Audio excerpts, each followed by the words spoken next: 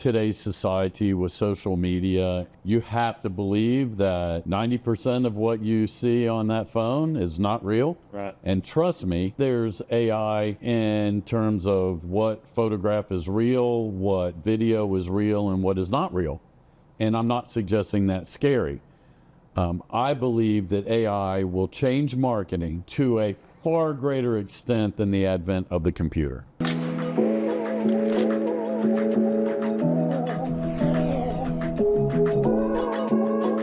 Welcome back to Real Investing, where we talk about real investing for the everyday investor. I'm here with my buddy and co-host, Ryan Harper. How you doing? And my friend and mentor, Charlie Calise. And not from Good to Game see of you. Thrones, not the Calise. Lana, my wife, is the mother of dragons. Oh my God. And these episodes tend to go the wrong direction. She does. 12 seconds. She has a t-shirt that says Mother of Dragons. Nice. Can we just, we'll be a little entrepreneurial here. In 2010, I was a franchisee at the time, and things were in shambles, right? Before the Great Recession, they kind of let us make all these commitments for marketing. We didn't really have to pay for like a couple months, and if it worked, great, people had money, but then 08 hit and nobody had money. In the last 14 years of getting very intimate with the kitchen table buyer, maybe walk us through like some cool revelations and things that you've seen evolve in the industry in that 14-year period. Oh my gosh, Tim. Everything is so sophisticated today. When we first met, we were doing direct mail. I don't even think the internet, paid search wasn't even a thing, right? A lot of television, outdoor, those kinds of traditional media, which, by the way, still work really well today. Because our billboards, man, that was the thing. And it's still, there rarely do you go anywhere that people don't recognize, when you tell them who you are and that you work for the We Buy Ugly Houses company, they don't recognize rarely do they not recognize, the brand. So, and that's a tribute to the awareness and the outdoor. But it's gotten so sophisticated today with just collecting all of those analytics over time and all of those contracts, all of those appointments, all of that kind of information. And now, with what we're seeing with AI, it's just making it easier to crunch all of that data and become more and more efficient and, just smarter about marketing in general. So it's exciting, especially, at this stage of my career. I wake up and I'm in meetings with some of these young guys at the office, and it explodes my head. I learn something new every day. It's just fantastic.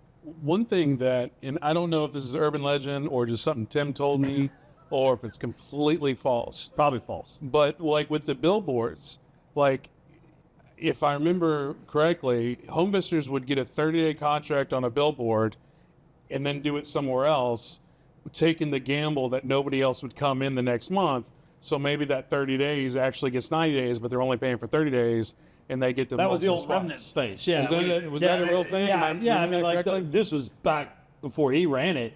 The whole thing was, if you could buy this empty board, you had to pay to put the sheet up. Right.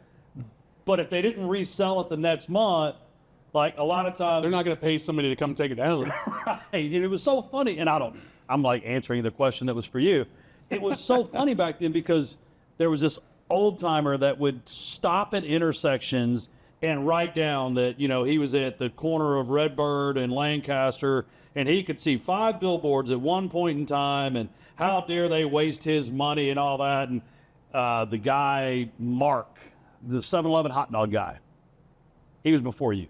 He was a chief marketing guy when they had it all in-house. He was like, yeah, man, but we're paying for 2 of those, so it's good. Right. So, yeah, that was the thing. Yeah. Remnant space.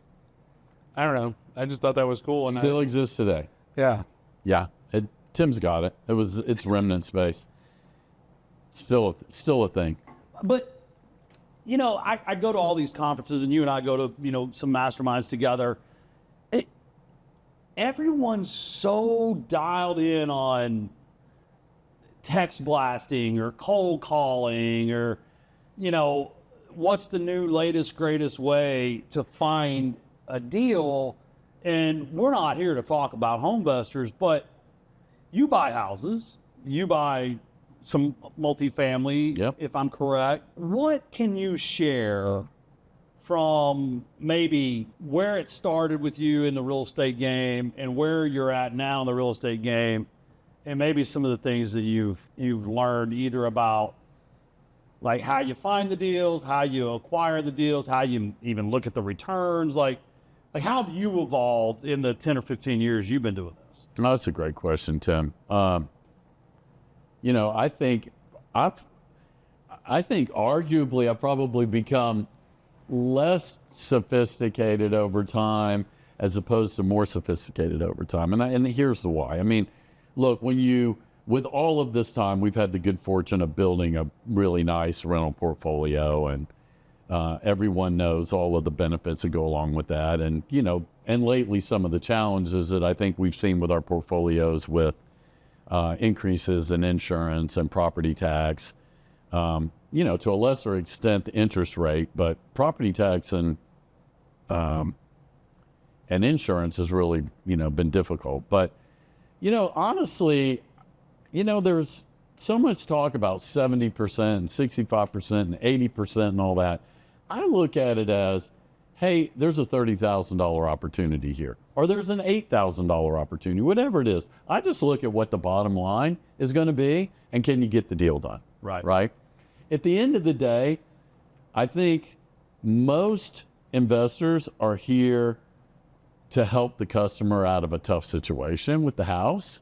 And, you know, we just got to figure out a way to make that work for everybody. You know, as I would say you're that borderline corporate guy, entrepreneur guy, and obviously you've got this big company here, but you're also doing real estate investing, and you're also investing in Ternus. Where do you see the lessons of like the C-suite corporate world that like the everyday investor can actually use? Like, what are lessons from that world that are not being translated over? Well, or should be translated over, right? And Right. that's discipline. I think that, you know, because of the infrastructure and the size of the corporation and all the years in business and all that kind of thing, there's just a lot of discipline that goes into running a business. And I think Tim and I were talking about it earlier. I mean, at heart, we are both entrepreneurs. And I think the important thing about your question is really taking those disciplines and applying it to your entrepreneurial endeavor. You know, otherwise it's hard to stay on track. And I don't know if I'm allowed to quote Kent Clothier, but you know, I was at the boardroom and I heard Kent say something that really resonated with me, and that was that in order for the CEO to thrive, help me with that. Hustler has to die. Yeah. So, you know, I was impressed with something that I heard Kent Clothier say, and that has to do with, you know, in order for the CEO to thrive, the hustler has to die. And that's hard, you know, when you're an entrepreneur.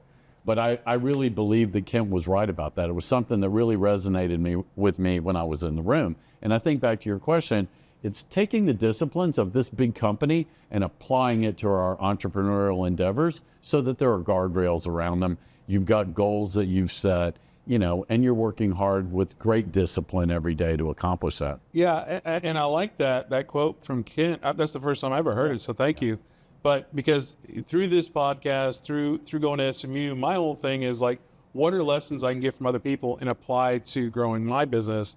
And it's just the discipline aspect of it. But one conversation we were having earlier, about an hour ago, was, you know, the epiphany I had about 2 months ago. I don't think we've talked about this yet, but it's a far different thing to start a business and then lead a business. And like being a C-suite of like a big company versus having to train and invent processes from the ground up.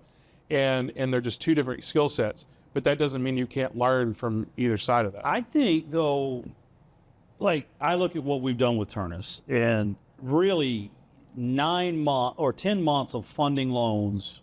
We've done gone from 0 to 100 and spoken to thousands of people in the process and made hundreds of mistakes and probably missed things we should have caught and caught things that didn't matter. And the plan changes a lot. And I think, the reason a lot of businesses die, 90-something% of startups fail, is they don't have a hustler to lead it. I think, to build on what Charlie said, but to go a different direction, the hustler may not have to die, but the hustler may have to go sit his ass in another chair.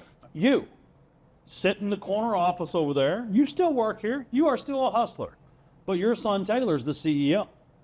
You know my plans at Ternus is within the first 2 years to hire a CEO. I will still be a hustler, but I know I can't be in charge of the day-to-day because that hustler mentality, and not all businesses are going to have this luxury, so you got to change if you're still going to be the guy in the chair, but that hustle mentality gets you to the right point, and I think the magic is going to be for these entrepreneurs knowing when it's right to either change who you are or change your role.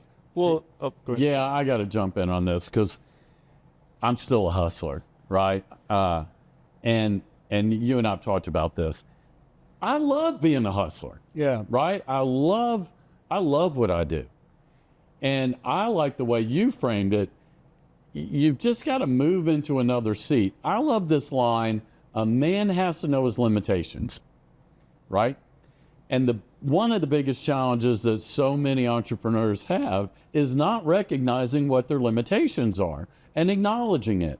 And just, in the time that we've been working together in Ternus in the last year, there's been 15 times where you've said, I'm not the right guy for this, and we went out and hired somebody or whatever, found somebody else to fill that role. I think it's a really big challenge for a lot of entrepreneurs. You got to recognize what your limitations are and don't, it's nothing to be ashamed of. I mean, there's strength in knowing, where you get energy and put your energy against that hustling. So Absolutely. One of the lessons I've had to learn is even though in my mind, sweating, carrying, doing the hard labor, doing the work, in my mind, I'm thinking I'm leading from the front, but that may not be the best for the company.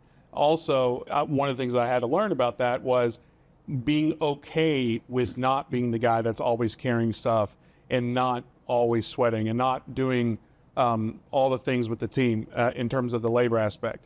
And I used to be self-conscious because I'm like, what is the team going to think if I'm not there helping them load the truck? What are they going to think if I'm not there setting up?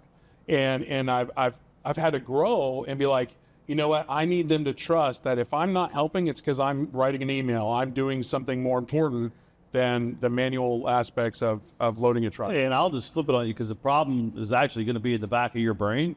And I've watched him screw this up this year, and I've watched me screw it up. Just last night, I emailed my leadership team, like, I'm not hearing enough. I've asked y'all to handle things, but maybe you need to copy me on more emails.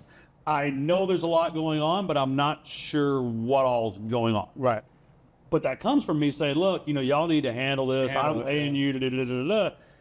And he, several times this year, I need to be left off the tactical stuff. And then a month later, well, I didn't know that was happening. It's like, you said to take you. So what happens is we all go through these seasons and it's okay.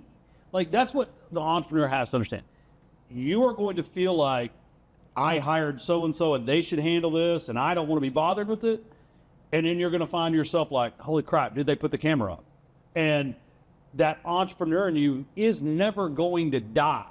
You just have to learn how to kind of put him in timeout and keep him away from things. I got another perspective on this, though, that there's a part of that you don't ever want to lose, right? So leaders eat last, servant leaders. That's what I'm hearing both of you guys say.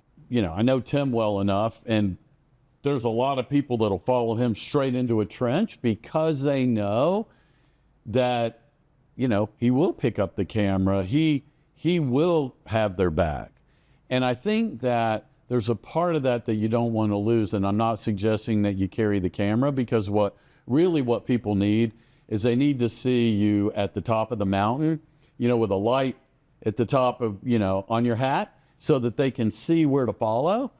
And they'll get in line, but they're also going to know that you're not going to be afraid that if you got to take a few steps down that mountain and carry, a suitcase or whatever it is up, that you're their guy and they're going to do that. And they will follow you.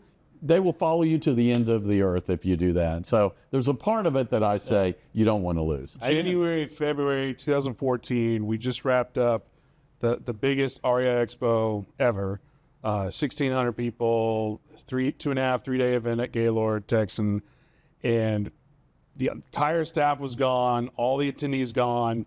Tim and I were in the back loading dock, loading the truck by ourselves.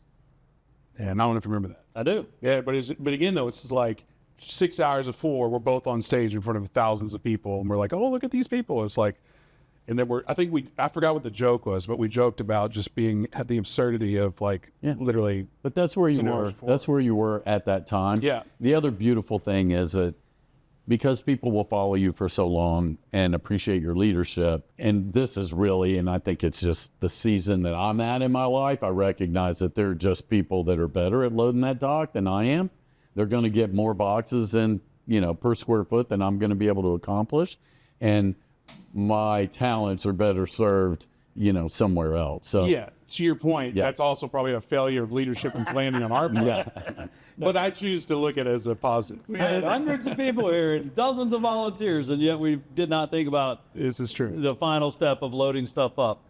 And you call me all the time and say, let me offer you some coaching. I've never asked you for it, but I appreciate it. Actually, I do call you and ask for coaching. You talk a lot about, it's one of the cool things about doing these is I get to share my mentors with people. The front seat and your dad growing up and those lessons from the front seat. And you talk about wanting to share that with the public, and you're going to before you get too old to remember, Charlie. But would you let's spend some time there. Your dad was a huge influence in your life. Yeah. Those days of driving in the car and sitting in the front seat, and I'm kind of doing it to Will right now, just beating him over the head with information. What are some of those lessons that from the front seat that helped you in your entrepreneurial journey of moving to Texas from Florida and then now running one of the largest advertising companies in the Southwest? Yep. Oh gosh, there's so many, but look, and I think it's why I'm so engaged in watching you and Will, right? Because it just brings back those memories for me. I think that I love saying this. I went to Catholic school, right? But I was homeschooled by my father. I mean, I was by his side. He took me everywhere. He took me places I probably had no business being, right? But it taught me, because he would put me out front. He'd say, you go over there and shake Mr. Ryan's hand, and whatever business that we had with Ryan, and I'm 10, and he's got me here, and he's got me somehow playing a part in what we're doing right now. And what that led me to, I think ultimately is I don't really have a fear at all of jumping in and meeting new people and trying new things. I am a sponge, and I think you see it, Tim. There's a lot of times that, you guys are talking in acronyms and I don't understand what it says, and I'll stop and I'll ask, hey, do you mind explaining that to me? So I think that from a very young age, it gave me the confidence to talk to anybody, any adult. In our business today, it's not uncommon that you're at a board table with a billionaire, and to me it's just business, right? So I learned a lot from that. It gave me a lot of confidence, and I see that with you guys. I like hearing that because one of the I'm always like, I don't know what the word is, disappointed, but I've never understood people that don't ask questions. Like, if you don't understand it, are you trying to have this affect, or you're trying to have this look of all knowing, or you're more important than you are? Like, I say it all the time, I have no problem asking the quote unquote stupid questions, because it's probably not a stupid question. If I don't know it, that just means I'm ignorant of that topic. And sometimes when I ask, I'm like, oh yeah, that's right, I already knew that. But I would much rather have an understanding of what we're talking about than my brain fixate on what is Charlie and Tim talking about, you know? Because then I'm not focused on the conversation. Yeah. And I think that's a huge lesson. And I just wish people would be okay sharing their ignorance with the world, because nobody cares. Yeah. Nobody cares. Back to your original question, one of the greatest things that I learned from him is you don't know if you don't ask. Right. Right? And at least 50% of the time you're going to get a yes. Right. But you need to ask. Right. Right? And a lot of people, I think, are just, I don't know why, but they're just afraid to ask. You know, I think people presume. I was actually getting a haircut before I came over here, talking with this guy. He owns a company called Pegasus Barbershop. Shout out to Steven. He listens to all our content. And, you know, he wants to open other locations. And he had this guy that owns commercial real estate actually came in and was like, dude, I'll help you open these locations. You know, you got a great business, etc. And he was like, yeah, I just like to do it all. And I'm like, look, man, you're missing the point, dude. Like, you think you're supposed to know everything and you're not. I mean, Google says everyone knows something and no one knows everything, right? And one of the greatest compliments I got from Jeff Tennyson was at B2R 10 years ago. They're talking about all these corporate models, right? And talking about being out of your world. Everybody there's Harvard, Oxford, Stanford, blah, blah, blah. And I'm over here like, Marine Corps, you know, like that's my qualification. But I just stop any conversation. Oh, like, yeah, I don't understand what you're talking about.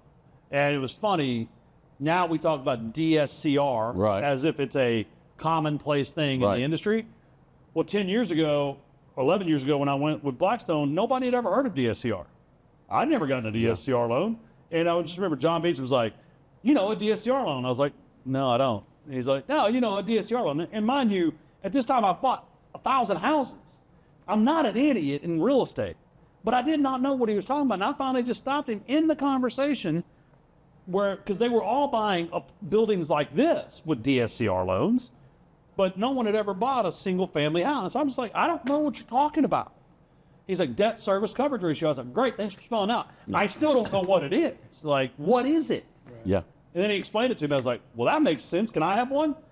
Well, it goes back to the whole, you don't know what you don't know. Right. And just because you don't know, that's not an indication of where your success is on your business. Like, I was talking to a friend of mine who has a $3 to $5 million business. Let's just say what it is. And we were talking, and one of the lessons I got from just learning accounting at SMU is, if you ever want to exit, you have to be in accrual accounting. And I brought that up to my buddy, and he was just like, I don't even know what that is, because all of his accounting was just in a Google sheet.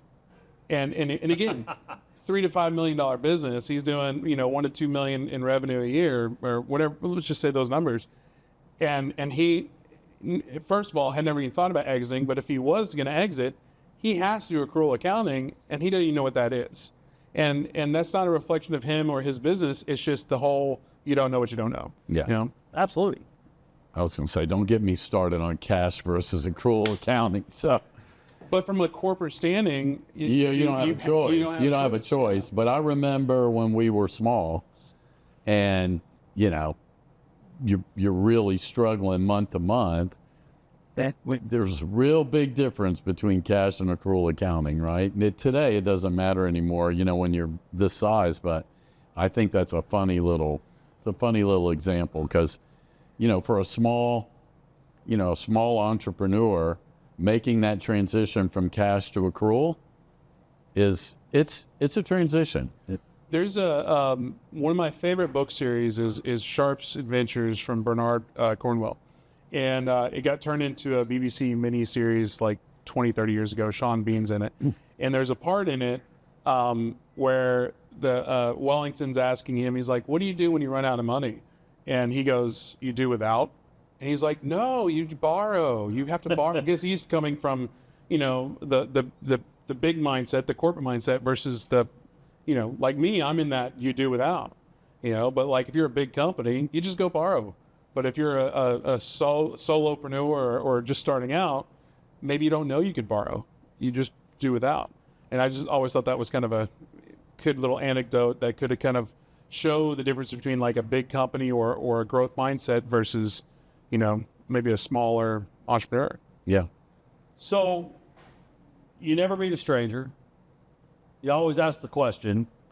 Let's have a third thing that you think has helped you specifically. I mean, look, in the 80s, when you came to Texas, 80s, right? 1981, on a 3-year plan. There wasn't a whole lot of information available online. There was no online, right? So you had to have something driving you to come to Texas, get into advertising, and then, you know, obviously 40-something years later, you're still here. So what is something from the front seat that helped you either make that commitment or make it work? Do what you say you're going to do. The old adage. You know, I've watched, of course, I watch all of your podcasts, and I've seen so many people come in and, you know, talk about your reputation and your network. It's something that you guys talk a lot about. And at the end of the day, you go do what you say you're going to do. And, you know, when you're with your dad and he tells you to go do something, you're going to go do it, right? But that really stuck with me, Tim. You know, and I all of the people that I've associated with in this business, and I think you tend to gravitate toward the people that you can trust, that you know are going to, you know, do what they told you that they were going to do, whether or not, by the way, it's a contractor or it's your banker, right? Or your lender, right? They got to do what they say you're going to do. And it was just, I think it's priceless advice. I also feel like you and I were in a meeting earlier today.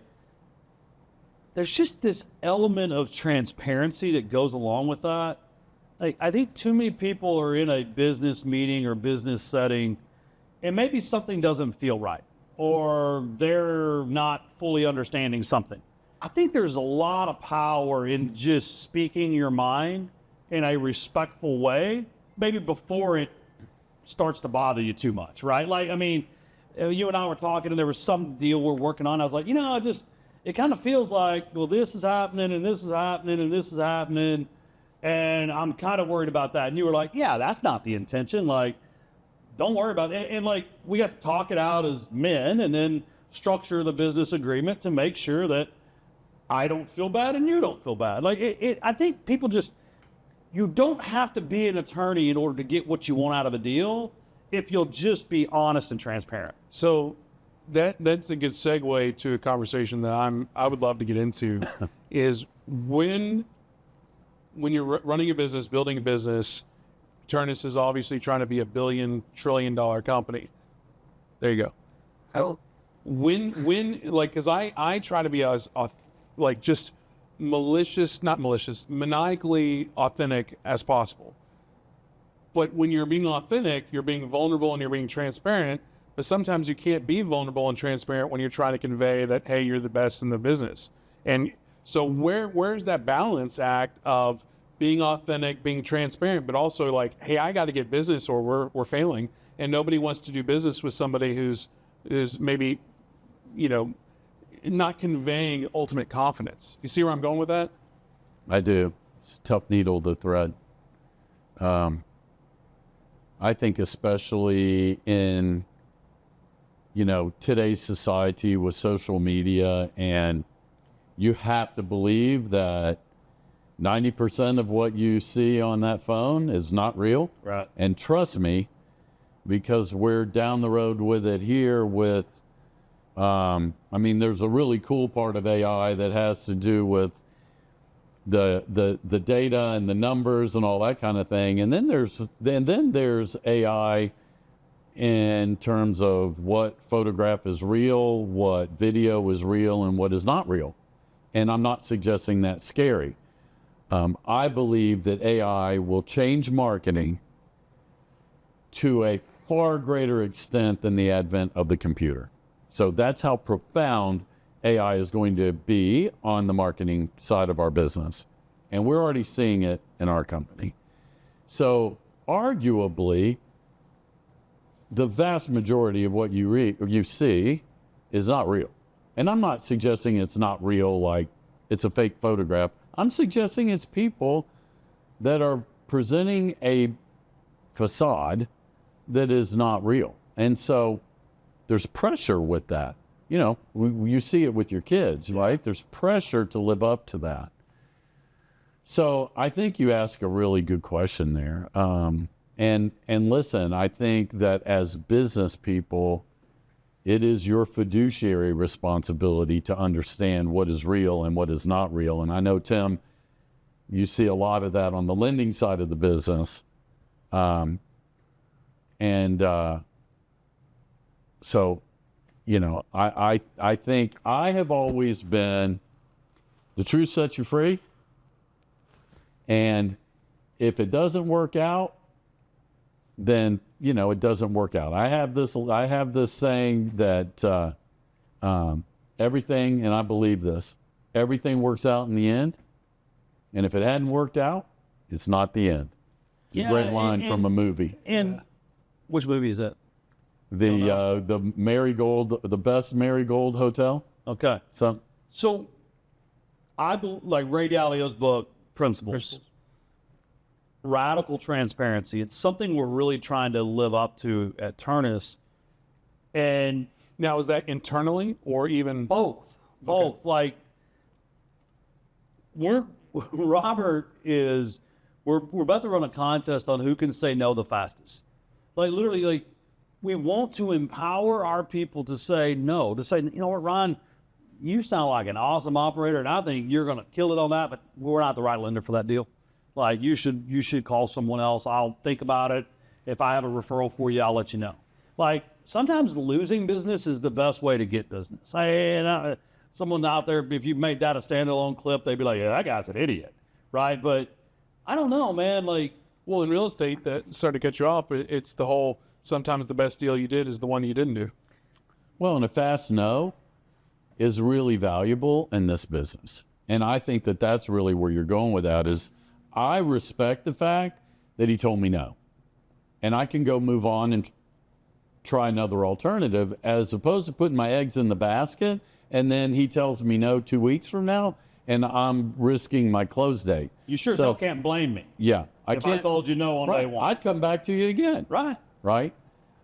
Look, I think, again, going back to AI and data and where we are today, I am really aligned with you on this transparency. And I think especially over on the marketing side of the business, because we have so much information, our ability to be transparent with our clients in terms of what works and what doesn't work is profound.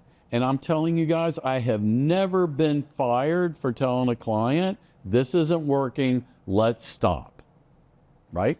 Yeah, so the marketing that they're doing for Ternus right now, I mean, I can tell if someone lands on my webpage and they Googled rental property loans in Texas, they've helped me get the CRM to where even though the person calls and doesn't fill out a web form, the phone number is attributed to the campaign and that I know the keyword that made the phone ring. And that level of data, and then you're working on like sales cycle by channel. Like I just think we're going to be able to get so smart, so quick, and it's a bit of a cheat code. You know, it's interesting on that topic of marketing because, like, you know, it's no secret we worked together for many years in the past, but like my mentality of marketing has always been the attention side of it, the events, the content, just being in front of people. How do you get eyeballs? And in the spirit of transparency and authenticity is the data side is I've either never had an interest in it or I've just never thought about it, or I've never had the bandwidth to really drill down into that. And it sounds like to be a successful advertising agency or successful marketing, it's more about the data than the attention. Or is it kind of look, I think content is still king. Content is still really important. We burn through content at a much greater pace than we ever have before. I think the data side of it allows us to understand which content performs better faster, right? So if that's the case, let's go back to Tim's keyword example. If one of the keywords isn't working, don't spend money on it, move on to the next one, right? So content is still king. It still plays a really important role, especially, I think, weaving this back to real estate. Google still sees real estate as a local service. And so a property buyer in a certain market, still has a tremendous ability to buy product and to get recognition from Google because they see it as a local, as a local service. So content's king. It still is. It's just the data is just providing us so much more information about what's working and what's not working. So what's interesting about content is king, because obviously that's the world I'm in, is like, say it louder. I know, but like even just like this project here, where in my opinion, and this is my bias, I'll be very honest about my bias. I think everybody should have a podcast. And people are like, oh, there's already 5 million podcasts. Yes, but how many posted in 2023? I think the data shows less than 400,000 posted one episode in 2023 out of 5 million. And only 20% of that number posted more than 3. So there really is, it's not as busy as what people think. It just feels that way. But the way I look at like even this podcast, it's the same way I look at real estate. Like given enough time, that property will most likely appreciate.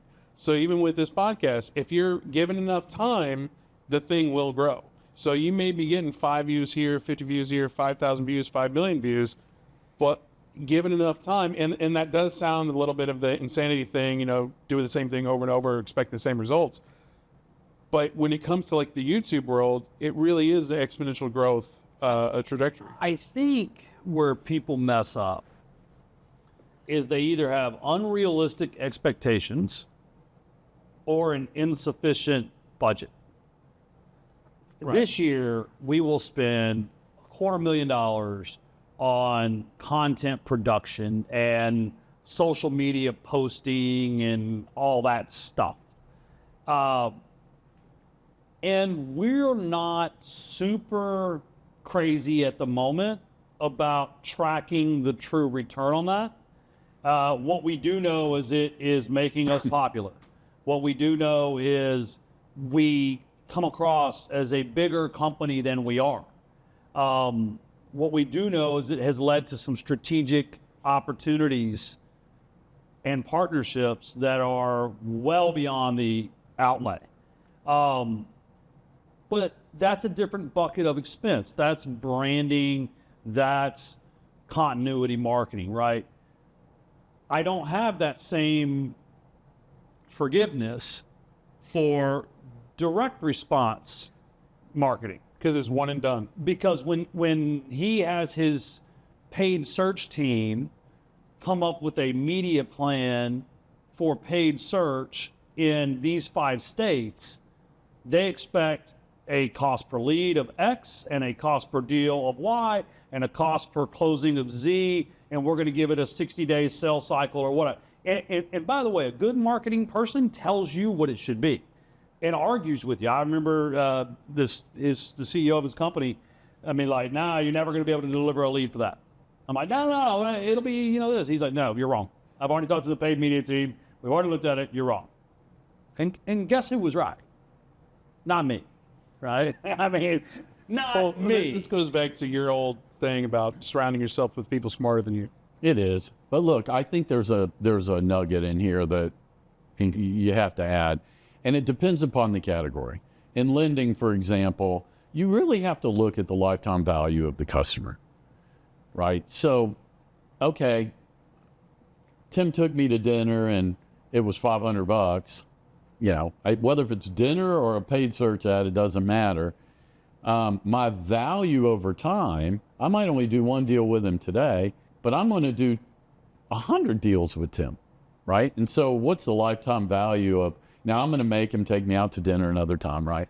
After the first 500, but you get where I'm going with that. I think you got to look in many categories at the lifetime value. When you're house buying, it's a little different because typically a seller has a house to sell you. So it's a little different. You look at the metrics a little differently, but I do think that you've got to look at that cost over time. Oh, but that's cool. Like, you can still, in the house buying business specifically, be focused on generating lifetime value. So do you have a referral program? Do you ask for reviews? Do you take that to the next level of sending them a Christmas card every year? Don't forget me, Mr. Ryan. You know, I helped you and your family. Because here's the beautiful thing: people get older every day, right? Like, and in general, families that let properties go into disrepair are going to have a relative that does the same thing. And I just think if you look at things by trying to, any industry, I think you can try to create a lifetime value off of expenses and or activities. Yeah. One thing before we get too far off the podcasting topic, just because I do find it fascinating. We never have topics. I know, that's the world I'm in, but so many people start it without understanding how much work it is. Because the reason people start a podcast, do 2 or 3 episodes and stop, is because, yes, you could get a cell phone and have the same conversation on your iPhone. iPhones are great. You could do multiple iPhones and be great. And the sound, you could figure it out. And maybe you get a better lighting, whatever. But the reality is, once it comes to the editing aspect, that's where it really gets hard. And I think there is a bigger lesson here of, yes, by all means, start something.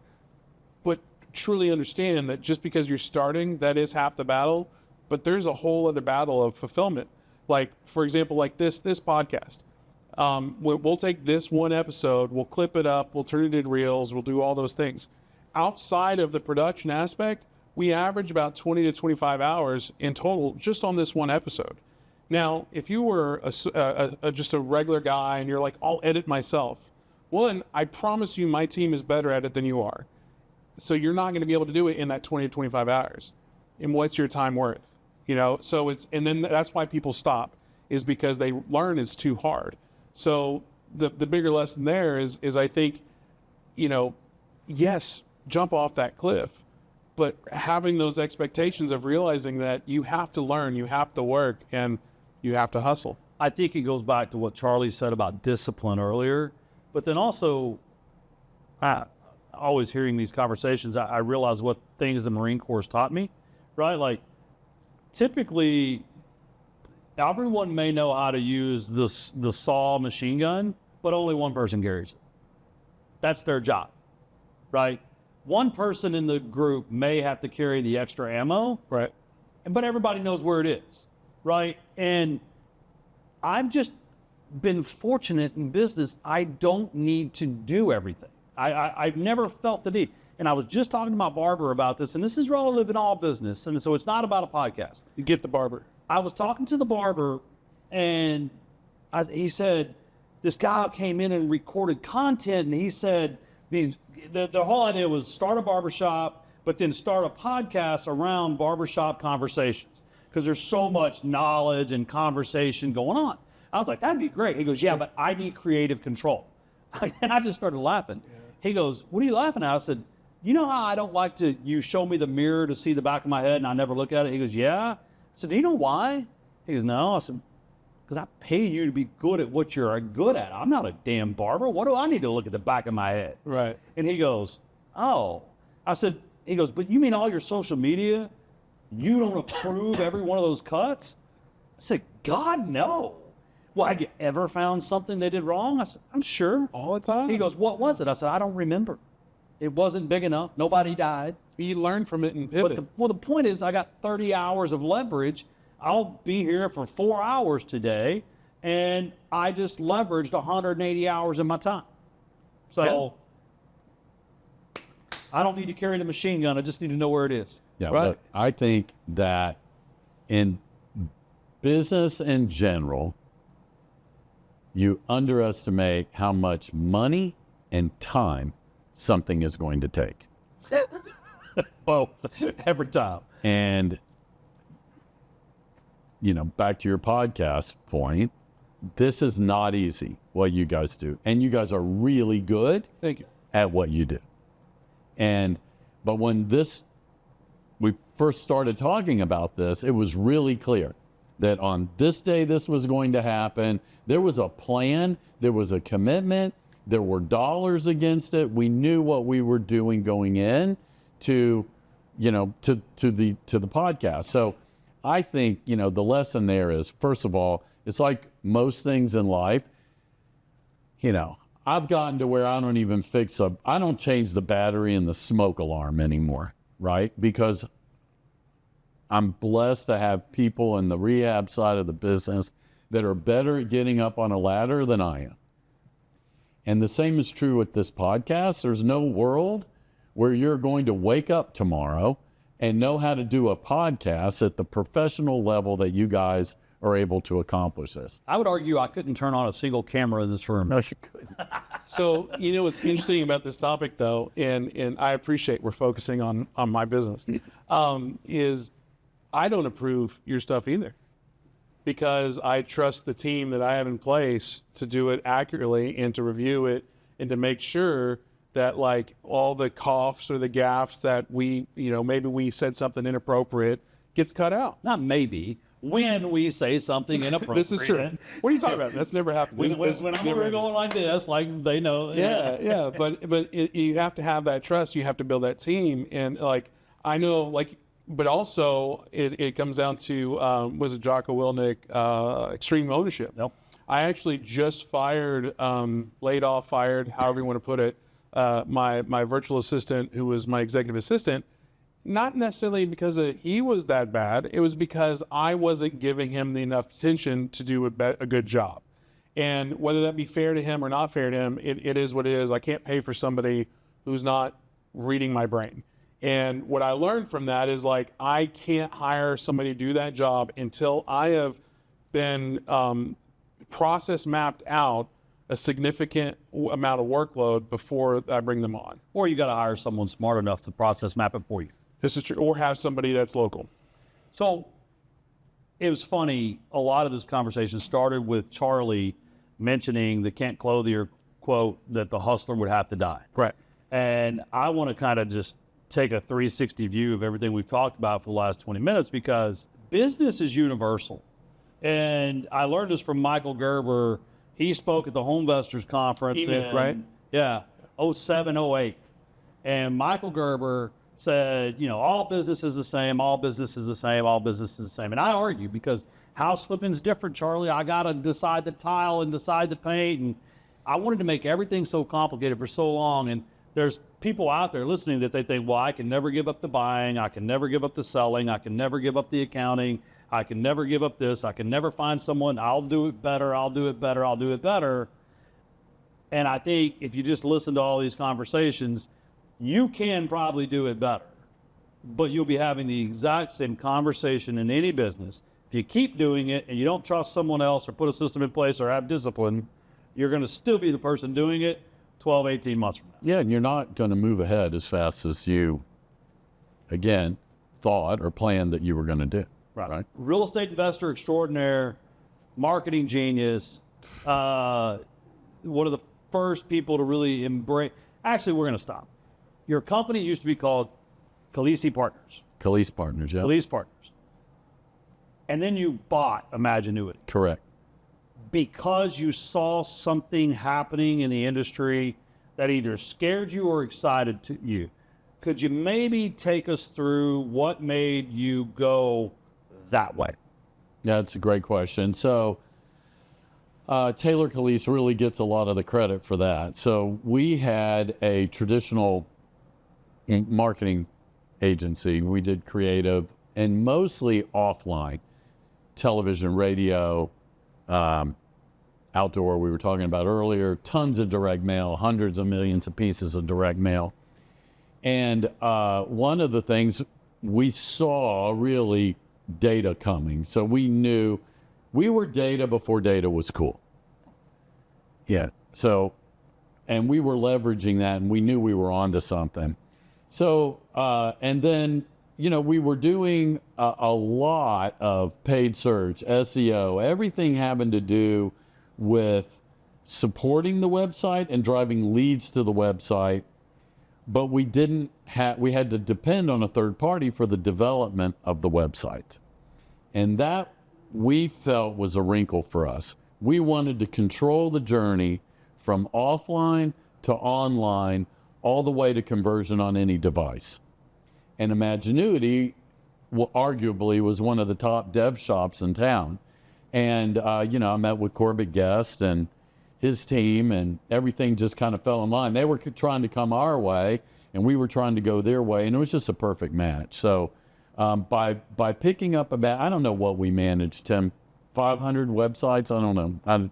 Some crazy number of websites. We have people that are dedicated just to managing bandwidth on websites, right?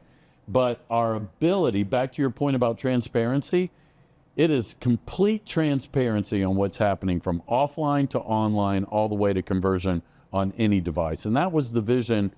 I don't know, now it's been over 5 years ago that, we made the acquisition. That was the vision that drove us to pick up Imaginuity. So we were data before data was cool. We were data before data was cool.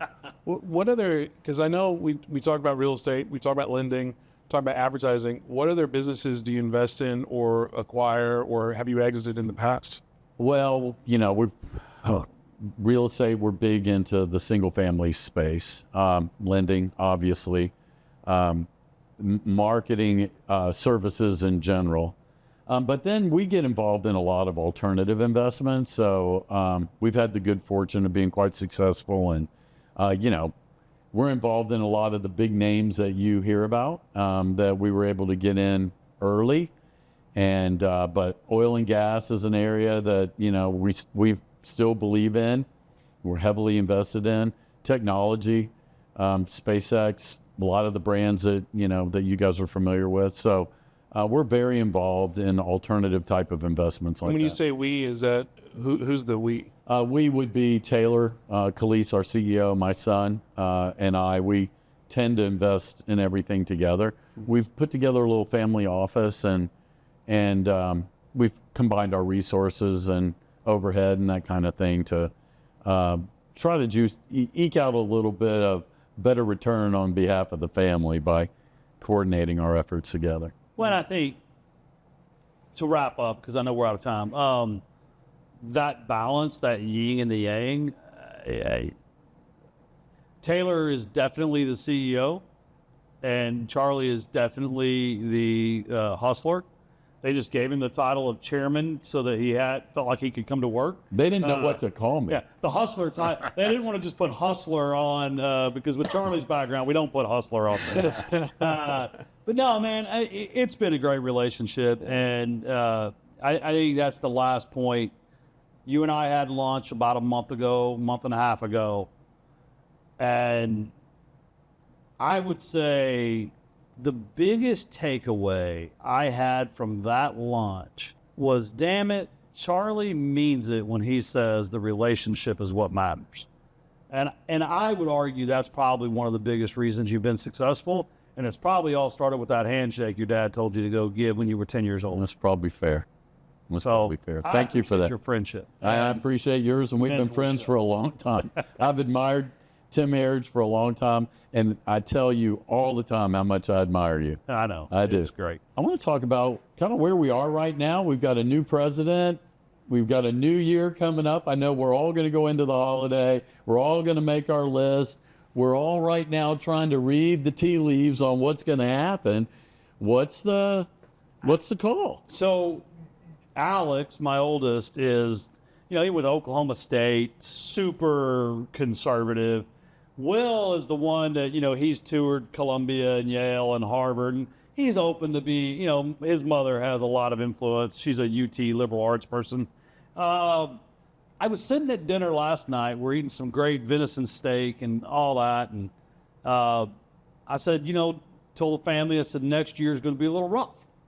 And they said, well, what do you mean, Dad? And I said, look, Trump's taking office and he's barking about 25% tariffs. Could that be good for the worker in the Midwest eventually? Yes. But boys, and I taught them, supply and demand. I was like, if China's selling something for $1 into this country and we take 25 cents of it, what do you think they're going to do? Sell it for 75 cents or sell it for $1.25? And unanimous round table, $1.25, Dad. Great. Well, now it gets to the distributor. The distributor's got to pay $1.25. What are they going to do? They're still going to sell it to the retailer for the same price, or are they going to sell it, for more? They'll, well, more. I said, great. Now the retailer's paying more, the distributor's paying more, China's charging more. What's the retailer going to do? Are they going to charge Mom more or less for what we're buying? They said more. I said, great. And that is called, they go, inflation. I said, what happens when there's inflation? It's like, so I think we're going to have increased inflation. I think the odds now, this will not air before them, but the December Fed meeting, the odds are now over 67% that they're going to increase rates. That's the Wall Street bet. I think we have, a period of inflation, followed by a period of increased unemployment, which, then follows a period of decreased interest rates. And ultimately, I don't trust anyone, as you know this. I mean, I think there's a commercial real estate developer that's moving into the White House on January 20th. And a lot of inflation will help his property value and his rental income, and then followed by low interest rates will help his cap rates. And I bet his net worth doubles over the next 4 years. And if it leaves the economy in tatters, no one really cares. I hear that, and you may be entirely 100% accurate. But I think from anecdotally, I think we've had so many years of insanity where those conversations get lost over the social conversations that really have no one. It goes back to Bill Clinton. It's the economy, stupid. But it feels like the last 20 years, 10 years, 15 years, whatever it's been, I would say probably either early Obama or mid Obama, where it got away from the real stuff. And I would argue, or I would agree with you, that the real stuff is the economy. I mean, hell, Bill Clinton. So I'm hoping that we get a little return to sanity, where a lot of these peripheral conversations that affect 0.0000000 whatever percentage. And again, I want everybody to be loved. I want all the social things. I want everything to be good. Everybody, you do you, that's great. But if you doing you affects the way I have to do me, that's not how we should live. Hey, look, I think bringing it back around to real estate for a second. Absolutely. I'm going with your call. Rates aren't going to move much. Higher for longer. Right? Higher for longer. Our data is suggesting we're going to buy about the same number of houses this year as we did a year ago, at less cost, surprisingly, at less cost per close, which means there's some efficiency in probably sticking to the model. I think most house buyers are probably sticking closer to the model, and I know that you're seeing that in your loans in terms of the average house price. So I think your dinner table conversation was spot on. Ryan and I were talking. I think the economy is in a little tougher shape than we see in our 401k, right? But you do see it at the grocery store, and that's real to the average consumer. But I think that short term, at least some of the talk about tariffs and that kind of thing, and certainly immigration, everybody knows, I don't know how many units we're down, 4 million. What's the number? We're down somewhere between 4 and 6 million. We need somewhere between 4 and 6 million housing units. Who's going to build them? And what is the cost of lumber from Canada and cement from Mexico, and now driving our rehab costs up? So I think we're looking into another choppy year as we go into 2025. And we were talking with the boys last night. I mean, everything from washing the dishes to picking the fruit and vegetables for 200 years, that has been a migrant job. And I'm not talking about Mexican or immigration. It's just been a migrant job in this country. And it's been the way people came here and worked and provided for their family and earned a path to citizenship. So, and by the way, if we have to buy all of our avocados from Mexico instead of California, and there's a tariff on those, like, the math is the math. And so I study advertising, right? Because big companies tell people like you that they need to make a sell. And this Black Friday, I bought an 85-inch OLED TV for $799. It's just insane. Automobiles, we're back to the 3-month free interest, 0 interest. You're seeing these credit card transfer things coming out. All the specials, and then just the bankruptcies. True Value went out. Some of these retail places are going out. I think that the dislocation of online bargain shopping is going to really affect the labor market. And I think we're not undersupplied in housing. We're overbuilt in multifamily. And we do not have a true metric on combined households because the baby boomers have no money, no savings, no income, and cannot afford to live on their own. And they're going to be living with their kids. And if you start combining households, you go from a shortage to a surplus really fast. That's interesting perspective, Tim. Austin rents are down 35% year over year. I think rents are going to come in. I think values are going to come in.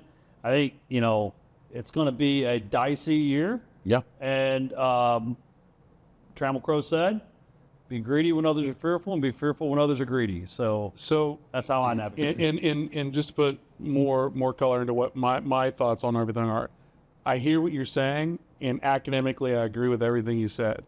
But that's an economist's mindset. And economists don't take a human element to it. The human element is that confidence level. It's that when people feel good, they spend more money. When people feel good, they do more things. So I am optimistic of the next 4 years. Personally, I'll go on a limb and say I don't like Trump. But I'm optimistic about the future because I feel, again, anecdotally, that people are going to have a little bit more, oh, cool, let's get back to normalcy. Let's drive the economy forward. The tariff stuff, hopefully it's just talk. I think your instincts are right. I think it's a negotiating ploy. I mean, the interesting thing about the tariffs were that we ended up keeping the tariffs, right? So, look, I'm with you. I am always optimistic. I don't care what's happening. I'm going to wake up tomorrow and it's a new day and we are going to go after it, right? I just think I think we were all looking forward, and I'm speaking from, the house buying side of the business. I think we were all looking forward to coming out of all this and getting back to, it being easier to buy houses. It's going to be tough to buy houses again in 2025, even though, the data is showing that there's still a lot of houses that are moving, but it's still going to be tough. And just to put one more pin in my commentary, I think, and if somebody can fact check this, they could change I think there's something about $2.3 to $2.5 trillion sitting on the sidelines right now in private equity, family office, private equity, just sitting there because of lack of confidence. With that confidence, all that money is coming flooding back and getting deployed. Yeah. You know what? The good news is either way you win in real estate, as long as you have a nimble strategy. There are going to be properties that people own that probably should be sold and not refinanced because of increased cost structure. You always should be pairing through your inventory. The house that was a fix and flip last year may not be a good fix and flip this year. Doesn't mean that the one around the corner and down the block's not a good fix and flip. So just let your strategy morph with the market. Like Charlie said, get up every morning and just take what God gives you. And if it's higher interest rates, guess what? You're probably going to get a bigger discount. Yeah. If it's lower interest rates, guess what? You're probably going to wholesale more because the burr investors will come back into the market. Yep. Yeah. Hi. Cool. Thanks, buddy. I think we're done. Yeah. Well, I appreciate you coming on. Yeah. That's it for this week. We'll see you next week. Thanks for stopping by.